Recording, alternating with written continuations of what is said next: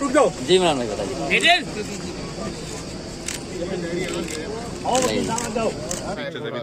देखिए, एक बड़ी दुर्भाग्यपूर्ण घटना सहारनपुर में जुमा को हुई और हम उसकी सख्त मजम्मत करते हैं। और हमने कप्तान साहब से निवेदन किया कि गाजरों के चोर को जूती की सज़ा मिलती है, फांसी की नहीं। तो जितना जिसका जुर्म है उसको उतनी सज़ा मिल जाए। और आपने गिरफ्तारी भी कर ली बहुत सारी, और मुकदमे बहुत संगीन धाराओं के अंदर आपने लिखकर जेल भी भेज दिया। एक जो बार बार आ रहा था कि एनएस से लगाई जाएगी, तो मैंने निवेदन किया कि ये कृत्य जो इस तरह का जो कार्रवाई है उस कार्रवाई से कम न्याय तो नहीं मिलेगा। क्योंकि मैंने आपको पहले ही कहा कि बहुत सीधी सी मिसाल है कि गाजरों के चोर को जूती की सज़ा, जिसने जितनी खता की है उसको सज़ा मिल जाए। कप्तान साहब ने हमारी बात को सुना और आश्वासन भी दिया है, लेकिन हमारी भी जिम्मेदारी है, कुछ जिम्मेदारियों को हमें भी अपना आप ओढ़ना पड़ेगा। हम चाहे उलेमा हों चाहे पॉलिटिकल लोग हों, हम अपनी जिम्मेदारी से नहीं भाग सकते। हमें इस बात का सख्ती के साथ आज हम जा कर के बात भी करेंगे कि जुमा की नमाज के बाद ये प्रदर्शन किसी भी सूरत में जायज़ नहीं है।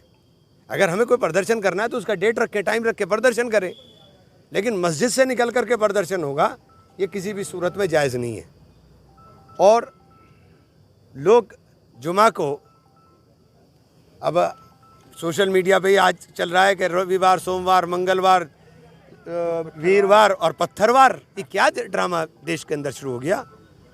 अगर कोई दूसरा इस तरह के बात बोल रहा है तो उसको बोलने का मौका कौन लोग दे रहे हैं। हमें इस बात को बहुत सख्ती के साथ रोकना पड़ेगा कि मस्जिद के अंदर नमाज हो रही है तो नमाज का मतलब सिर्फ नमाज है और नमाज के अलावा कुछ भी नहीं है। और अल्लाह से दुआ करें, बाहर निकल करके अपने घर पे जाएं और काम के ऊपर जाएं।